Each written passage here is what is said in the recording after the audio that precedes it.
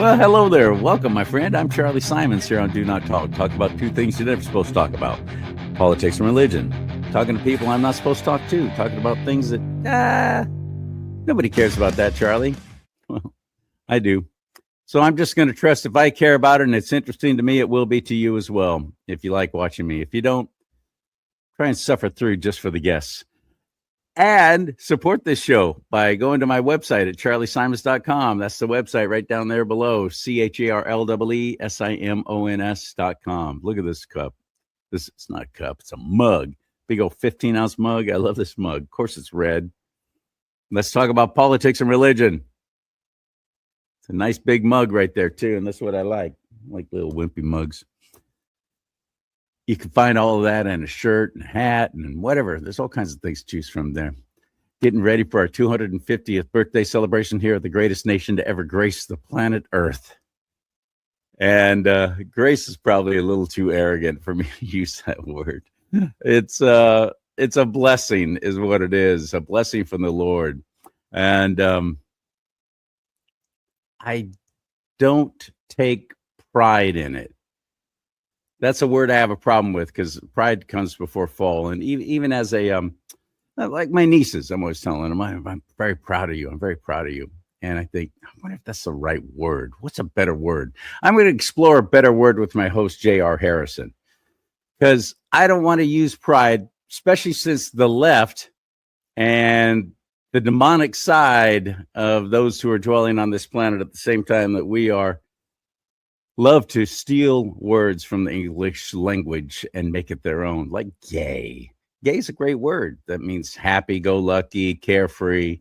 And no, the homosexuals decided we don't want to continue being called homosexuals, so we're going to just tell everybody to call us gay.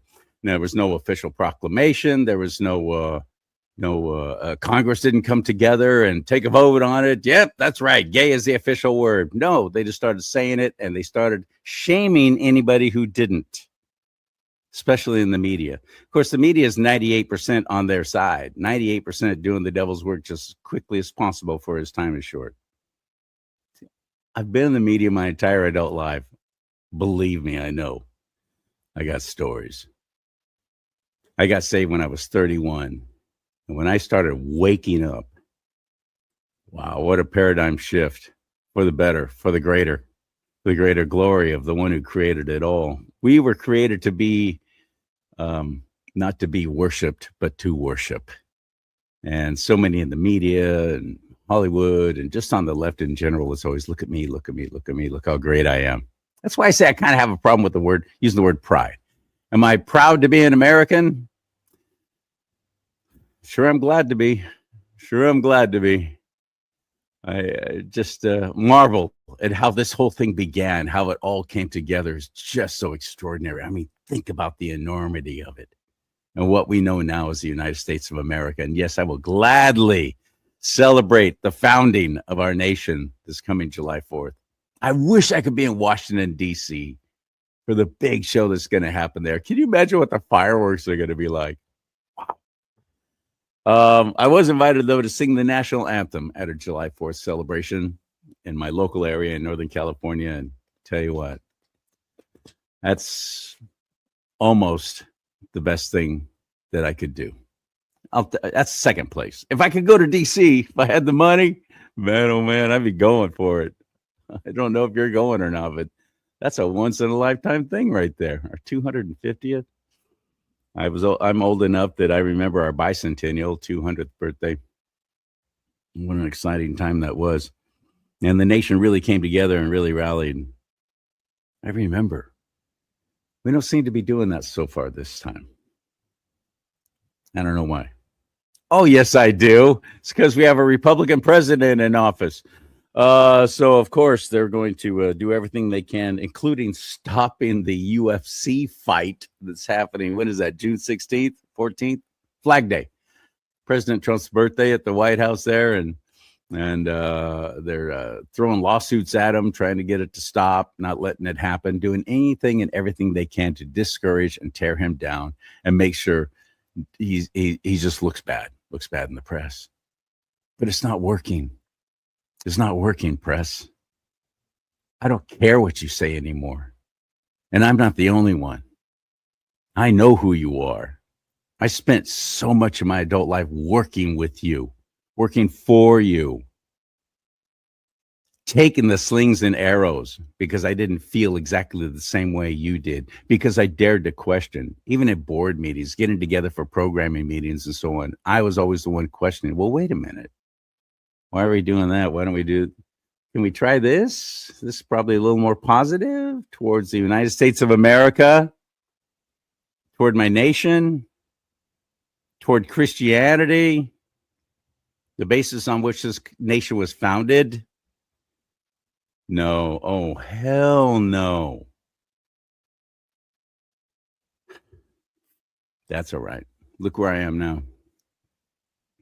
Not making hardly any money. Begging you to buy a mug so I can keep the show on the air. However, I've never felt more rewarded for what I'm doing. I feel like I'm actually, in some small way, making a positive influence. I hope so. Shining the light on areas and things that the media has ignored and tried to tell you, don't look over there and don't bring that up and don't talk about that. And that's what I do. I will continue. My guest is J.R. Harrison today. J.R. Harrison and I are going to be talking about, this. This story is going to sound crazy, like really crazy. Marriage rates have been declining since the 70s, and 2021 was the first year that more children were born out of wedlock than in it. For the first time ever since records began, 50.1% of women are childless by 30. The U.S. fertility rate has plummeted for the past 15 years. That people are choosing to get married later or live together beforehand, or even not getting married at all. The nuclear family has almost been destroyed in the United States. You know, how many kids come from, two-parent household with both parents that were their biological parent? 18%. People get married on average like 10 years later now than they did. It's destroying the country. If there is one thing that is apocalyptically different about our generation compared to every single other generation in history, it is the near total disintegration of the family unit, at the very least in the Western world. In 1960, 73% of children were living in a family with two married parents who were on their first marriage. By 1980, that had dropped to 61% of children, and today it is less than half. Almost 50% of all the marriages in the United States end in divorce, and researchers estimate that 41% of first marriages end in divorce. If we look at the up-and-coming generation, only half of today's teens will go on to get married at any point in their life, in spite of the fact that almost all of them aspire to marriage at some point in their lives. And families where the parents are unmarried do not fare as well. Cohabiting parents only make up 19% of all couples, but they make up 50% of family breakdown. And some people might respond, well, that's people's choices, people's desires change over time. This is fine, it's not a problem. The issue is that it is a problem. We can clearly see that. The destruction of the Western family is leading to the destruction of the West as a whole.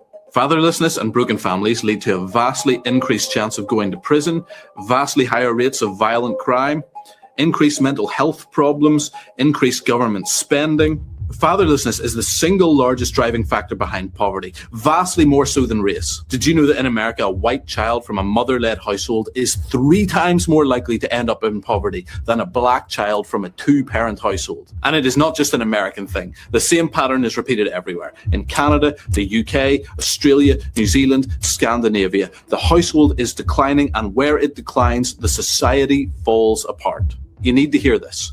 The destruction of the family is the destruction of the Western world. Wow. Surprise? Shouldn't be. That's the devil's plan, has been all along. Destroy the family. Take out the man as the spiritual leader. Make him feckless, hapless. Everything you see on television, every single TV commercial, anything about men, especially dads, just negative, horrible, ridiculous, lazy, stupid. Yeah. How many women right now in the audience are going, well, that's how you are? Not all of us. J.R. Harrison, let's get him in the mix and talk to him right now on Do Not Talk. Hit it.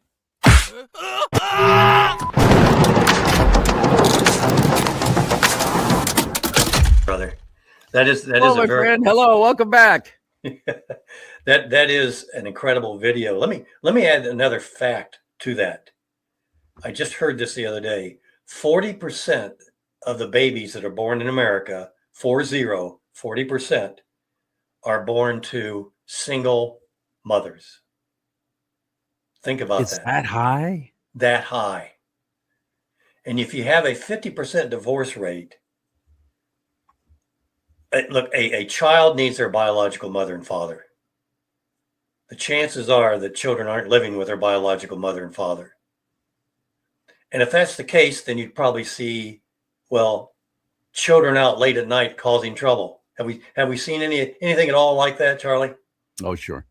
I have a perfect solution for that, by the way. Go to the parent and say, we're taking away your bennies. Your benefits are going away unless you get your kid under control. Yep. Things will shift just like that. Because incarceration, they don't care.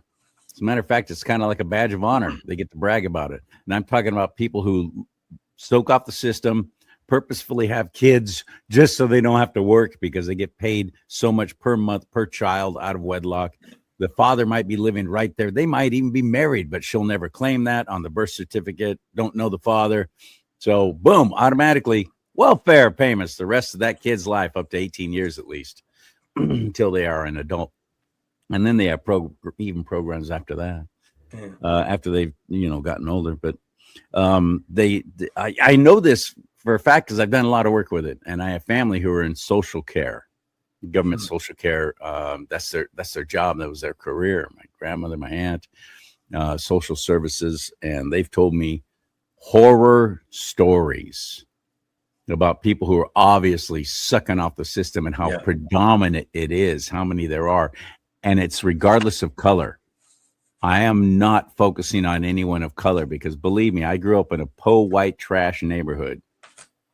So I know it's all races. It's just a prevailing attitude of, well, the government owes me because why?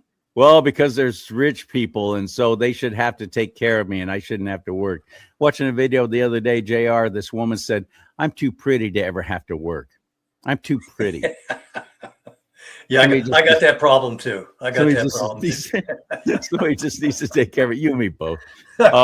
Somebody just needs to take care of me. I'm too pretty. And I wish it was a joke. I wish she was kidding, but she was quite serious. That's the attitude. So we got all these people. Even if they do know who the father is, they're not going to say it. They're not going to put that on the birth certificate. They lie about it just so they can get paid. Yep.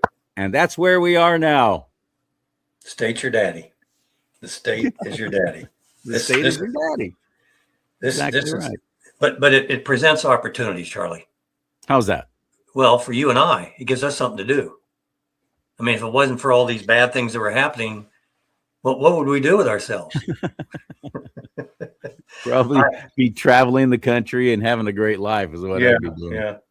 Listen, the family is the key. It's the foundation of all society. And the family, you have to define it. And it is one biologically born man. By the way, that is the father and the husband. One biologically born woman, that would be the mother. Not a birthing person? No. And a lifelong committed or test tube monogamous relationship with their children, biological or adopted. That's the key. That's the foundation. That's a natural set of circumstances. And when we get away from nature, there's always hell to pay. Always hell to pay. Yeah. You don't mock God. It's not gonna end well for you. Yep. When I talk about nature, I came to the knowledge of natural laws. Those are spiritual and those are physical. You can walk off the end of a cliff, and no matter how you identify, whether you identify if I'm not going to fall or not, doesn't make any difference. You're going to fall. There's spiritual laws. A child, I mentioned it earlier, a child needs their biological mother and father. That is embedded in them. They need to know who they are. If you talk to somebody that's been adopted, one of the biggest things that they want to know is, who are the parents? Right. Of course. And then secondly, why don't they like me? Should I like myself? If my real parents don't like me, should I like myself? It's a security issue with children, and it's critically important. Wow, CharLee, what we're doing to children. America seems to major in child abuse. I mentioned 40% of the children are born without to a single mother, and then the 50% divorce rate. And then you have what we're doing to them with regards to the LGBTQ MAFIA. They're cutting their organs off. MAFIA. Yeah. What is that? What does that spell? That spells mafia, doesn't it? Well done. But you can't. Well, see, you can't say that on some. You say, "Oh, I do." I say it all, but only I put it a little more basic than that. I call them the homo mafia. Yeah, yeah. That's what it is. Homosexual mafia. It could cost you, but when you spell it out, I know LGBTQ MAFIA, then it's a different story. Well, I lost all my Facebook pages. A little show I did that I just rebroadcast yesterday about Pride Month and what a joke it is and what a scam. That's what got me kicked off Facebook. Been kicked off for a year now. Took away all my pages. 40,000 people suddenly gone. Took away Instagram. But I don't care. I'm not going to stop. And I'm starting to get encouraged by seeing other people doing the same thing. Yes. Finally, because I've had discussions with dudes that I thought were rough and tough, cowboy types, and going, well, they got a right to live, and I don't care what they do in their bedroom as long as they just do it there. And I keep saying, but they're not just doing it there. Yep. They want to do it openly and everywhere. Have you seen any videos of these pride parades and what they were doing? The Beta Breakers run in San Francisco happens every year. If anybody knows anything about that, that's turned into a huge homo fest with nudity everywhere.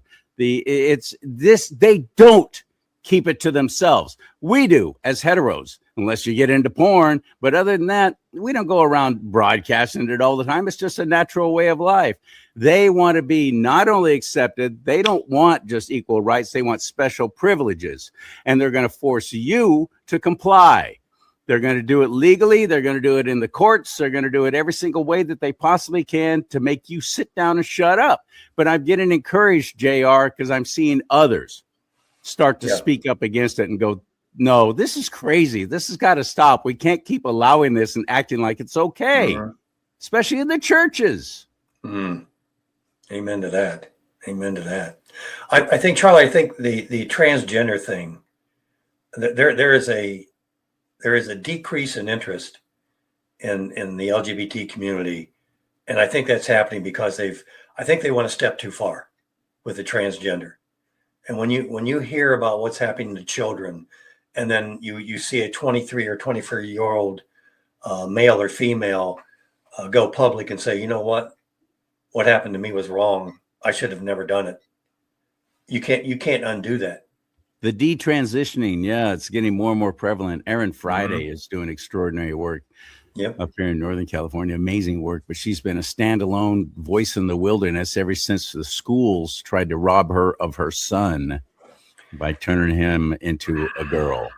And cutting her out and literally forcing her to comply and threatening to have the child taken away and all kinds. It's just insane. She's a Democrat, way on the left, and started saying, no, this is insane. This has got to end. We can't keep allowing this. But like I said, lone voice in the wilderness and my own fellow conservatives are so freaking afraid to even speak against this and speak out about it. Why is that? Well, first of all, there's punishment. You already mentioned it. You're going to get kicked off of a social platform. This past week, somebody, I'm in the Columbus area on Nextdoor, which is a local social app. It's local, but it's out of San Francisco, if that helps you out at all. But a lady said, by the way, Columbus, Ohio has either the second or third largest gay pride parade in the nation. Yeah. And there's close to 1 million people that attend that. I've been to it a couple times. Oh, you've actually seen it? Oh, yeah. Yeah. You talk about nudity and you talk about those things that go on. Yeah. Right in front of children. Absolutely. Right in front of children. Yeah. I had The first time I went there, you can feel the spirit, Charlie. You can, when you're there, It's demonic. it demonic is. You presence. can feel it. So we're in a parking lot, and this lady parks beside us, and she has a young girl, maybe 8-9-year-old child with her. And she looked at me and she says, "I'm so excited." I said, "Well, why?" She says, "This is the first parade that my daughter has ever been to, and I can't wait." And there's nothing I could say to her. There's nothing at all I could have said to her that would have changed that. But it is. You'd have to experience it. It is just an incredible experience. And God help you if you say anything that is against or questions what they're doing, because they'll come after you. They'll come after. They'll bring their whistles and their bullhorns and their saliva and whatever they've got handy, and you're gonna get it. These people do that to you. It's absolutely incredible. But that's again, the first time I ever had death threats was when I was working for ABC radio and television in San Francisco. Okay. And I took a stand against the city council that had voted to make it illegal for any business owner to send a male employee home, insisting that they dress like a dude. No, you can't come to work dressed like a woman. This is going back to the 90s. And the city council made that a law within the city limits of San Francisco, because the city council can't do anything else, but they hope it'll spread. And it usually does. That's the whole idea. And I dared to speak out against this and go, "This is bizarre. How dare you do this to business owners who are trying to literally make a living, to pay taxes to you and to support this community?" And the backlash was fierce and very quick. And people were bringing entire the whole people group together to boycott every single advertiser on not just the radio station I was on, but our sister station, KGO, and our television station, KGO Channel 7. They were boycotting all the advertisers. They were insisting that I get fired. They were insisting that the company issues a public apology, and all because I said, "Wait a minute, have you even considered the other side of this? Yeah. How dare I do that?"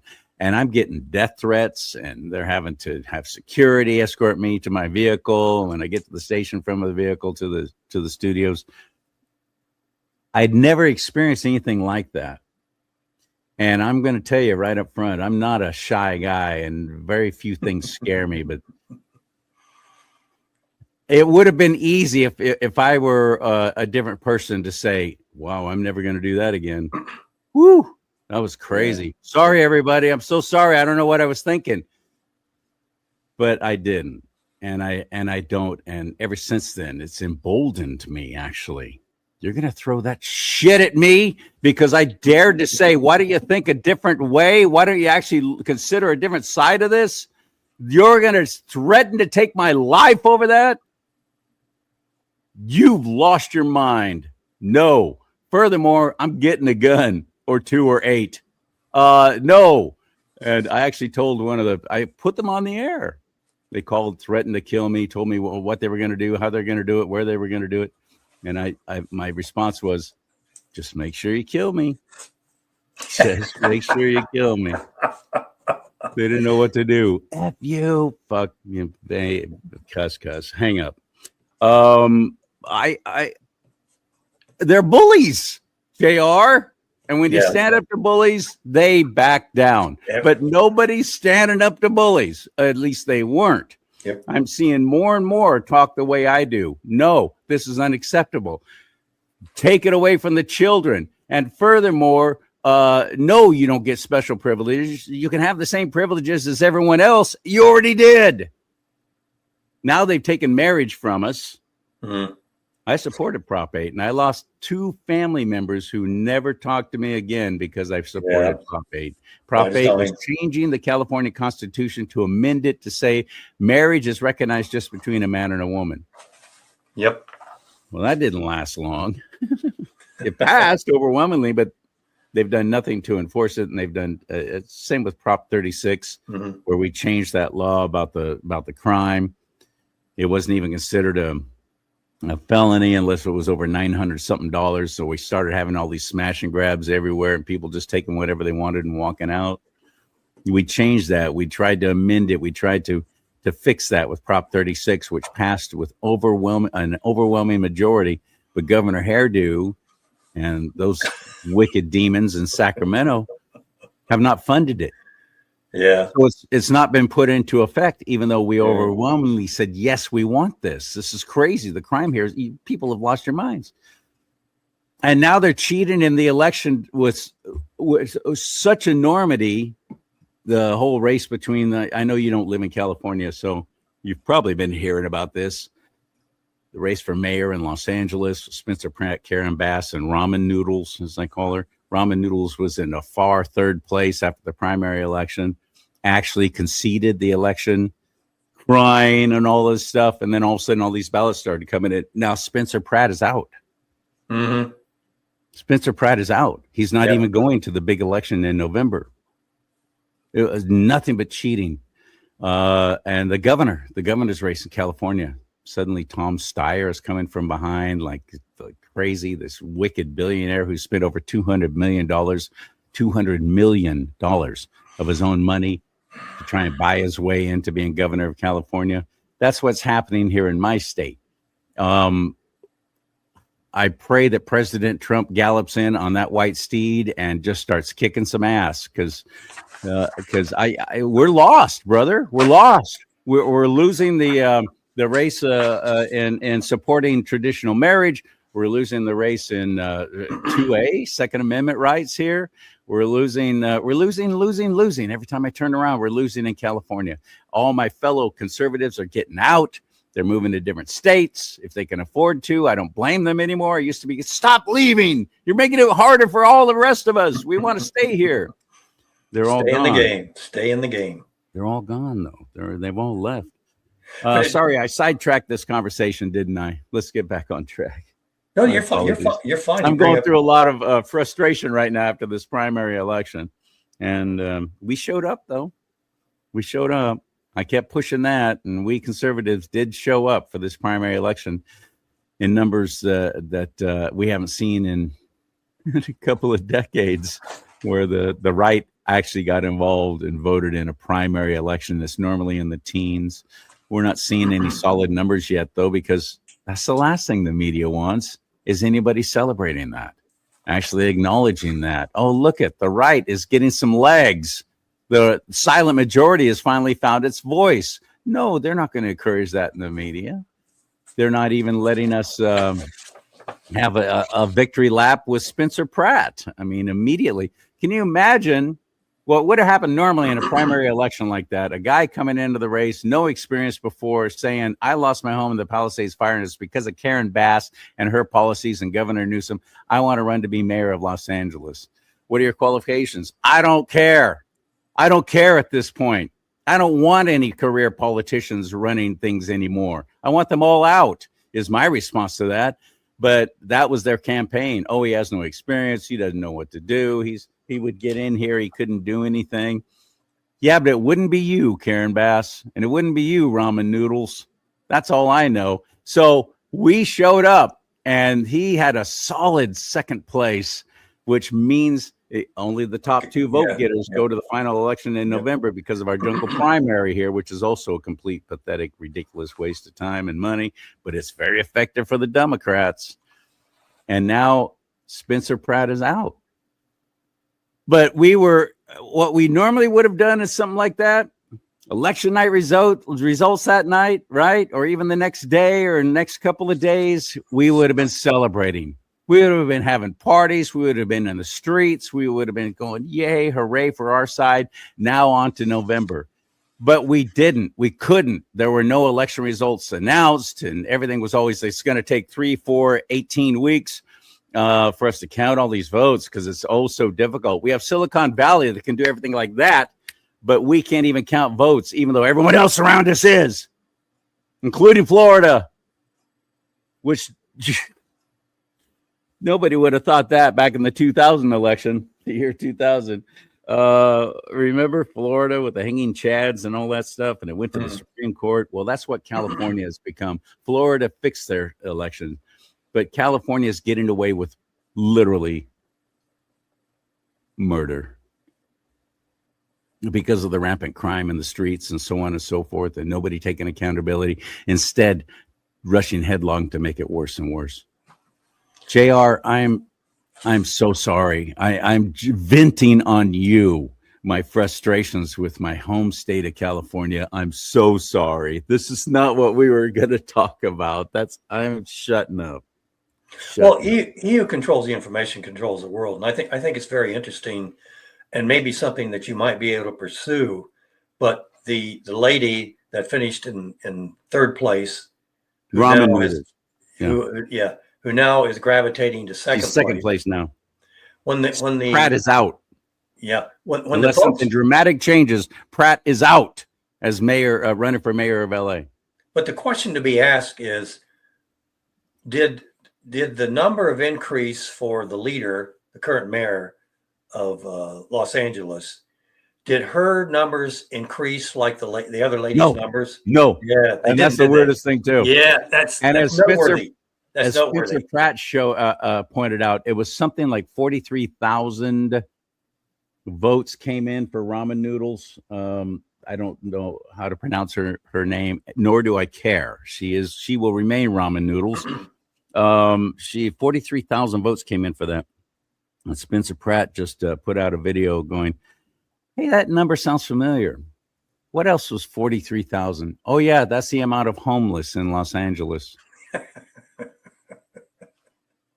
How about that? Yeah, it's look, there is good news out there. Let's hear it.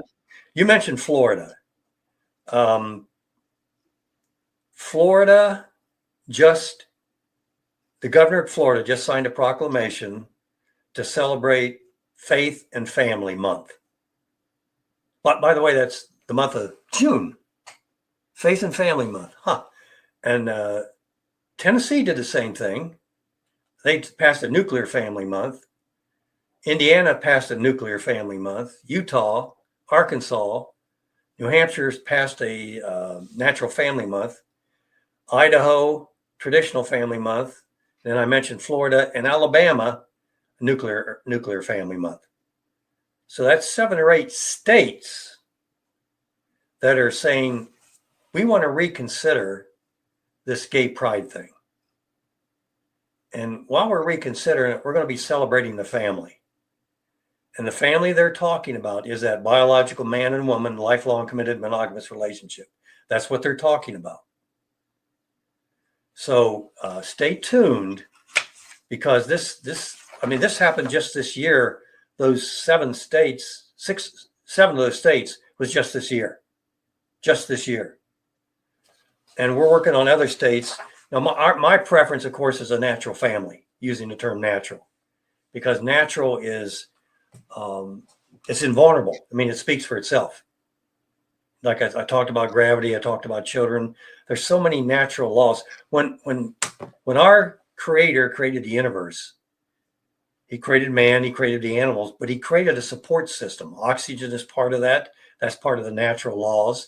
But there's spiritual laws. I mentioned children need mother and father.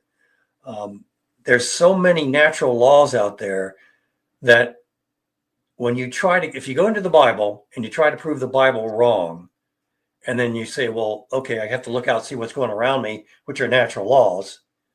It's like, oh, wait a minute. That's right. What the Bible said is right because nature confirms it. So marriage is part of that.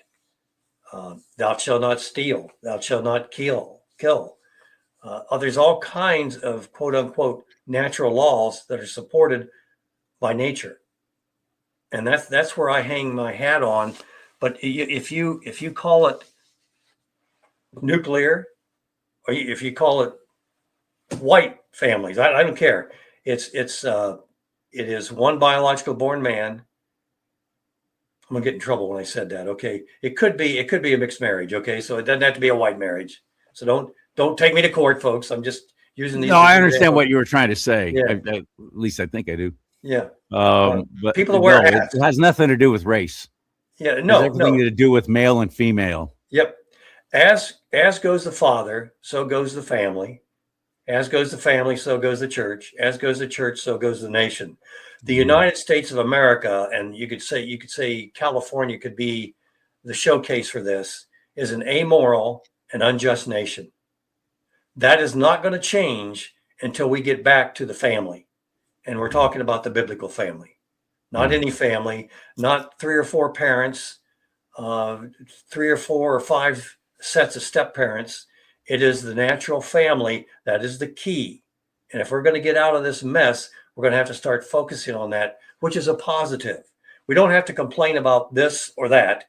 We can promote the positive, which is what we're trying to do. No, I'm sorry. That's what we are doing, promoting the positive. Hope that helps you.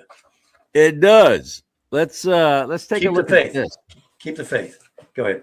Katie Faust. Tell us about Katie Faust and the hookup culture. Katie Faust is an incredible lady who runs an organization called Them Before Us. And they add them as children. And her ministry focuses on a child's needs as versus parents' wants, desires, whatever you want to call them.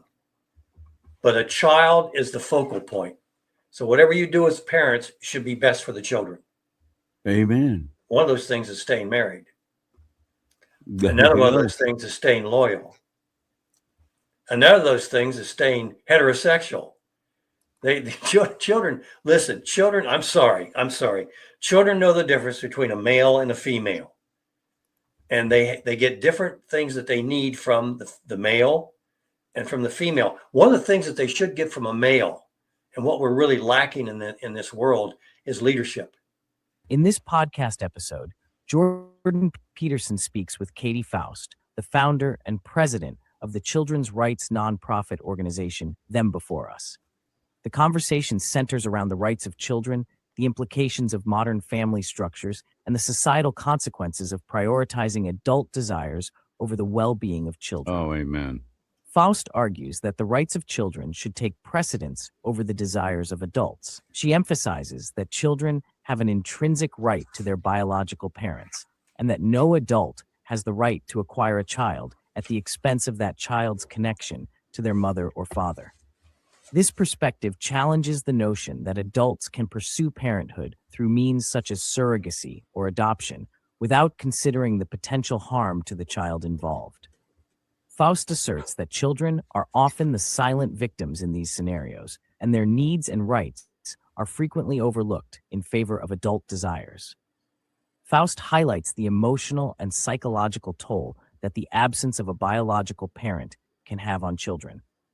She points out that many children raised in same-sex households or through surrogacy often experience a sense of loss regarding their missing parent. This loss is not merely a theoretical concern. It manifests in real emotional struggles as children grapple with questions about their identity and familial connections. Faust argues that the commodification of children, where they are viewed as accessories to adult relationships, leads to significant harm and should be challenged. The discussion transitions to the broader implications of hookup culture, which Faust critiques as detrimental to both men and women. She notes that the sexual revolution has led to a landscape where women are often left vulnerable to predatory behaviors from men who engage in low-investment mating strategies. Faust explains that many men who prefer casual relationships tend to exhibit personality traits associated with psychopathy, narcissism, and sadism. This reality creates a dangerous environment for young women who may find themselves seeking validation and affection from individuals who do not have their best interests at heart. Faust emphasizes the importance of women setting boundaries and recognizing their own value.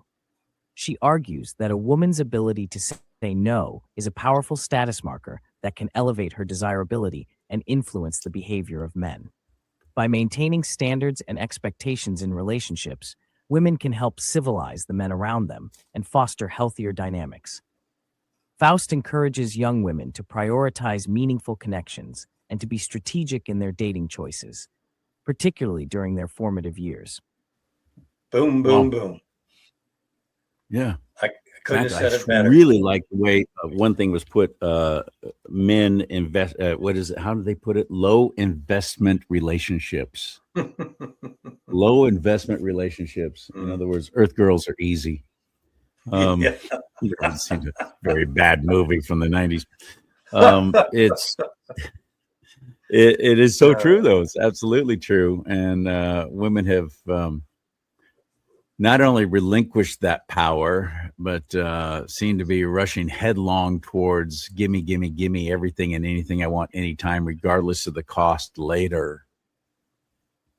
Well, they deserve it.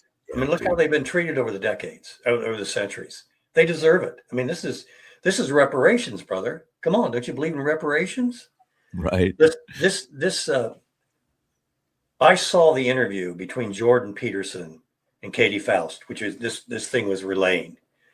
And Jordan Peterson is very intelligent, very articulate, and Katie Faust ate his lunch. Oh yeah. Jordan has a friend, and I won't mention his name, but his friend is gay, and I think his friend is the gay wife, but I'm not sure. But anyway, they manipulated family sperm and egg and had twins. And they're taking care of those twins, are these two men. And Jordan Peterson is making the case that that's okay. And Katie Faust is going, that's not okay. And here's why. It's just, if I can find that link, it's an older link, but it was just, I was fascinated to watch Katie. Just, I mean, she chewed him up, spit him out. It was just incredible. She did a great job. She has a great organization, Them Before Us. And I would, Them Before Us, folks, I would definitely recommend you go to that website and highly recommend. They've got articles on there. One of the articles on there, they have an adopted girl. I think I had a link on there, something like that, that was brought up by two males. And the thing that she wanted more than anything else was her mother. And that's not unusual. That's quite natural for doing that. I can absolutely say with certainty that I was looking for a woman's love. I needed a mother's love specifically. And I could not reconcile my own identity without that. I went home from the hospital with both of my biological parents. My parents got a divorce and separated, and it was fairly messy custody-wise. My mother ended up with my sister, and my father ended up with me. So my mother was not a part of my childhood at all. I have no memory or recollection of her at all during my childhood years. My father was in a relationship with Billy. There's not a moment in my childhood that I don't remember Billy being there. My father and I were very close when I was growing up. I loved him intensely, and he was my rock. I absolutely followed everything that he did, followed him around. And same with Billy. Billy and I were very close. He took really good care of me. It was often Billy that was the one that took care of us as far as making meals and doing laundry and things like that. When I was finishing up my kindergarten year, we were watching a movie called Land Before Time. As I'm watching it and listening to the dialogue, I'm learning and absorbing that there's this relationship between Littlefoot and his mother. And in the movie, Littlefoot loses his mother very early on, and she dies, and he has to go on a journey to go find his grandparents and other long-necked dinosaurs. And so when he lost his mother, it was completely devastating to him. And it was in that moment that it occurred to me that I didn't have a mother and that I didn't know what a mother was. I had heard people say mom, but it had never occurred to me that I had one and that actually I don't have one. By the time the movie ended, I was devastated that I didn't have a mom. And obviously I should have one, because how can I miss a mom like Littlefoot did if I never had it in the first place? But yet somehow I still missed it. It made me cry and sob so intensely that one of the teachers came over to me and started comforting me and stroking my neck and my back and asking if I was okay. And I just spilled everything to her, and I told her, I don't have a mom. I don't understand. Where did she go? Is she okay? That was very traumatizing for me. After seeing the movie, I spent a significant amount of time fantasizing about what it would be like to have a mom, who my mom might be. I have no idea what I wanted. I just knew there was something there. For all intents and purposes, my needs were met. And yet, for some reason, the nagging feeling that I was missing something would not go away. There was a definite hole where a woman should be. I was gravitating towards women in my life. It felt different when I talked to women than it did when I talked to Billy and my dad. There was a difference that I noticed at a very young age between the way that women talk to me and the way that men talk to me. And I craved talking to women. I really craved it. I was seeking that communicative nurturing that women offer, and I craved women's attention. And it did not matter what woman it was. It was something that gave me a lot of joy to be able to, follow them around and talk to them and ask them a million questions. It is difficult to identify specifically what I was missing without having a mom. I knew that I had two parents that loved me. I knew that I had a roof over my head and I had food and shelter. I was unconsciously seeking something, though. And what it was I was seeking really came down to an identity. I was looking for something that could help me figure out who I was. I needed to know where I stood in the world and what my place was, how I was going to grow up, what that would look like as a grown-up. And not having a mom there made it harder for me to figure out who I was. Without a mother, you can't identify your place in the world or who you are. It's not possible. By the time I was 22, I decided I was going to start looking for my mom. Do we look the same? Okay, let's talk How then. does she talk? How does she? Yeah, I fully disagree, because I have friends who are orphans and are brought up in orphanages, and they've definitely they've done well. Of course, they've given their life to Christ Jesus too, though, and that's why I say I disagree. You can always find your place, especially when you finally realize that your place is with God's people. Your place is with Him. There's your family. But I came from a split home too. Dad left when I was 9, divorce was 10, 3 custody battles, and I got stories. But no, you can find your place in the world. I have a feeling I know where that was going, though, wasn't it? Some adult female came along and said, they're there. And it just turned out to be a homosexual and showed her a different way. Children are extremely susceptible to this, aren't they? Mm-hmm. Mm-hmm. Very, very. It's and we've talked about backgrounds. I came from a broken home, and my father didn't want anything to do with me, so I didn't have a father. As a matter of fact, I had worse than a father than no father, because he made fun of me and belittled me. It's almost like that made him feel like a man by belittling me.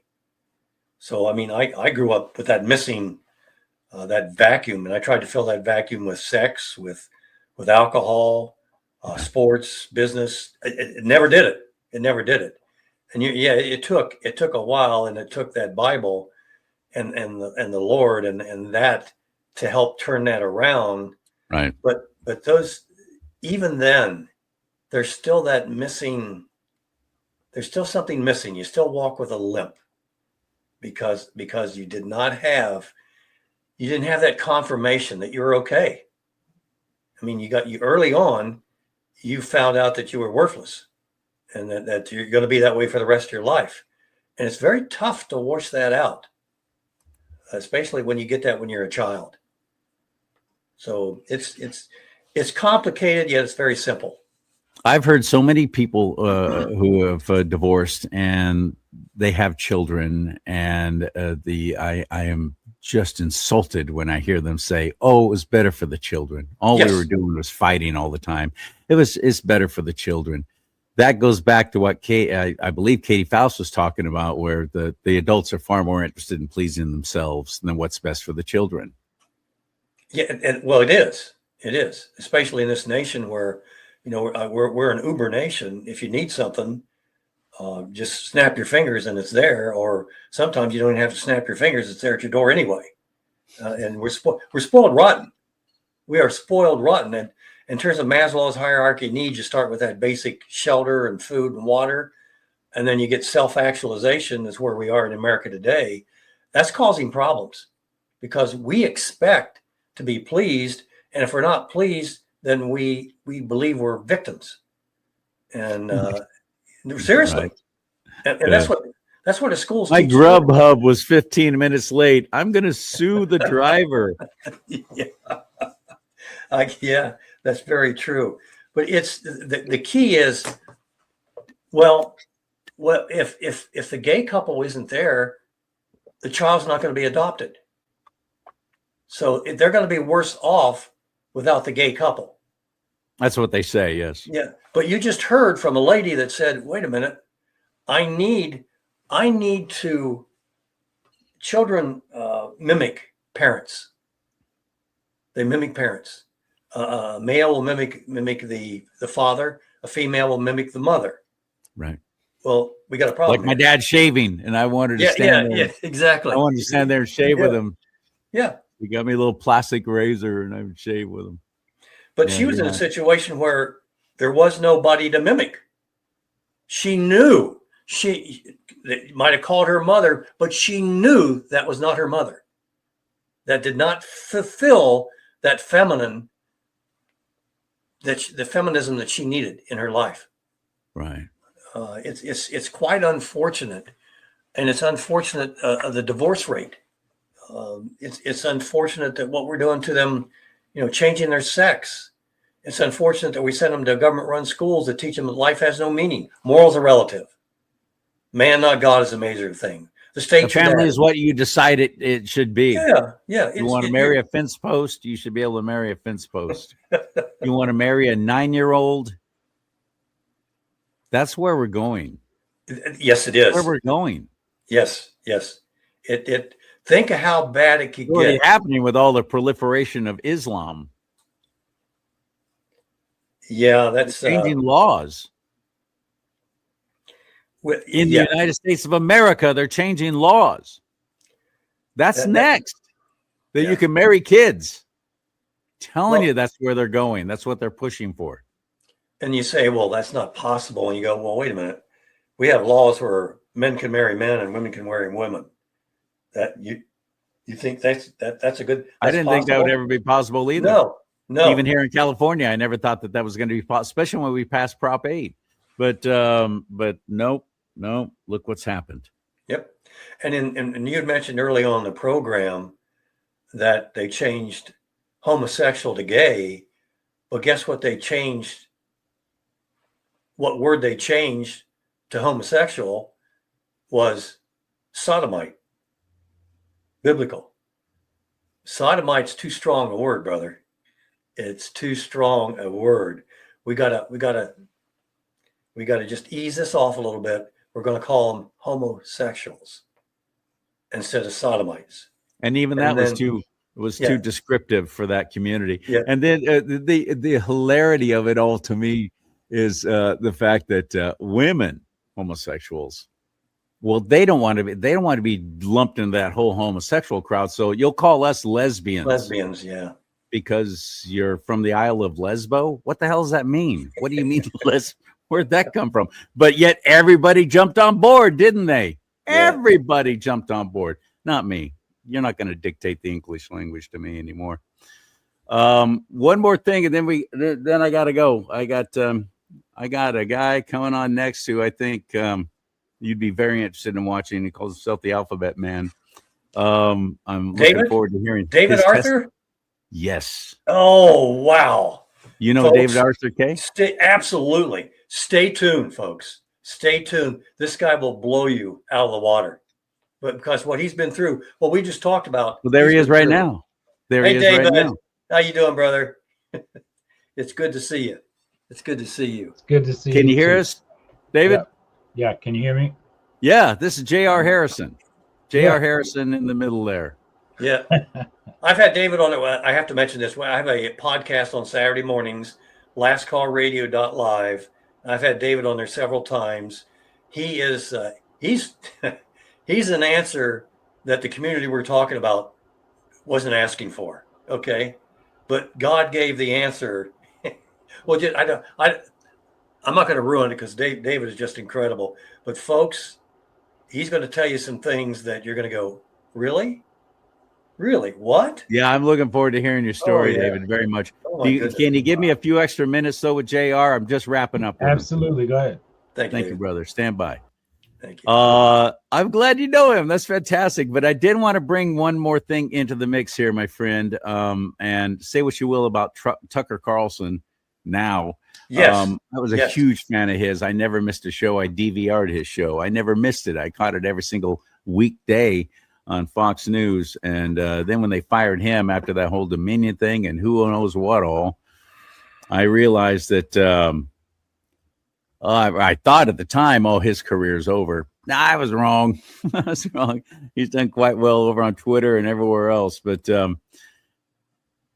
this thing is about fathers wanted. And this is a documentary that he's doing, right? Yes. JR? Yep. Okay. Are we watching the trailer? Is that what we're watching? The trailer to it, yes. Okay. All right. Let me call that up. Here we go. Well, you often hear people compare the West, America, Europe, to Rome. Clearly, Western civilization is in decline. And at the same time, you hear another set of people tell you that masculinity is the problem, toxic masculinity. And young people hear both of these things, and a lot of them become consumed by despair. Men are not irredeemable. Men can be stronger. But you got to fix one thing before that happens, and that's fatherhood. No society without fathers can continue. And that's why we made a new documentary on the topic. It's called Fathers Wanted. What the country needs isn't less masculinity, it's more. Steady, responsible, self-sacrificing male leadership. In a word, fatherhood. Strong fathers build strong families, and strong families build strong nations, which amount to a strong civilization. Fathers Wanted is available right now for limited time only on tuckercarlson.com. That's not misogyny, that's the truth.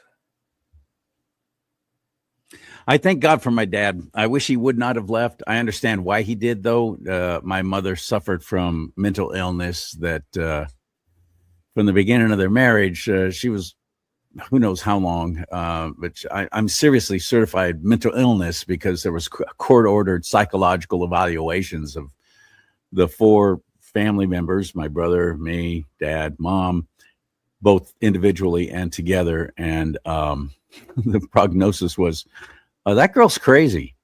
Bipolar, manic depressive, same thing.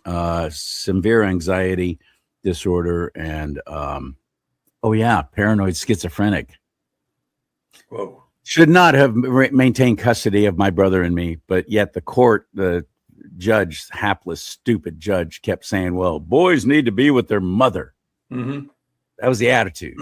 Yep. Even if she's crazy. like I said, 3 custody battles, and I didn't get away from her and get to live with my dad until I turned 14. Then it was the age of accountability, and they couldn't say no. So on my 14th birthday, I called my dad and said, please get us out of here. He said, are you sure? And I said, yeah. And my brother, he just went wherever I went. So that changed everything. That was a paradigm shift. So I got to have a relationship with my dad, and thank God for my grandfather on my mom's side. I lost the one on my dad's side he died before I was ever born. But I had that. I had that idea, and it was a great dad. I'm blessed. How many of my friends I hear whining about their dads and how awful they were and so on? Like your dad. Like, I shouldn't say whining. I'm sorry. That's demeaning. Just complaining and talking about their dads being so terrible to them. And I think, oh man, I was lucky to have a great dad, and gave me something to aspire to. And he was my hero and still is, even though I lost him when I was 24 in a car accident. But I watch society, I watch the media, I watch advertising turn the men into nothing. Especially fathers. Fathers are all idiots, stupid. The Simpsons. If it weren't for the mom, when they don't even call them wives anymore, he wouldn't even be able to survive. He'd probably die just laying there on the couch watching football. Couldn't take care of himself. That's how they promote men in general, and especially dads. And look what it's done. Look what it's done to society, and we've accepted it. We haven't fought back against that. We haven't complained. We'll boycott finally Anheuser-Busch for Dylan Mulvaney, all that Bud Light crap.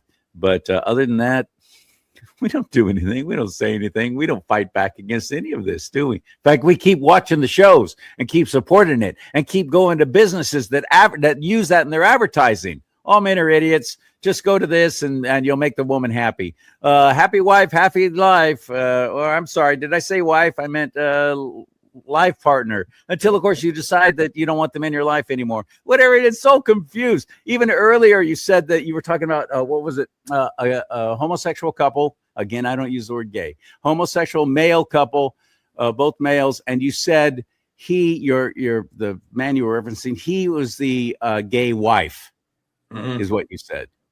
Think about that. Yeah, I thought there was no wife. I thought there was no male and female. I thought we were just a homogenous, androgynous. There is no difference between male and female, but yet we have to say gay wife. Yeah, because there's always a male and one that takes on the role of a female, even though it's 2 men in the relationship, isn't it? That's very prevalent, isn't it? They know that there's a mother and a father. They know that. Right. That's my point. Ooh. Hey, Natural Family Month. You want something to do?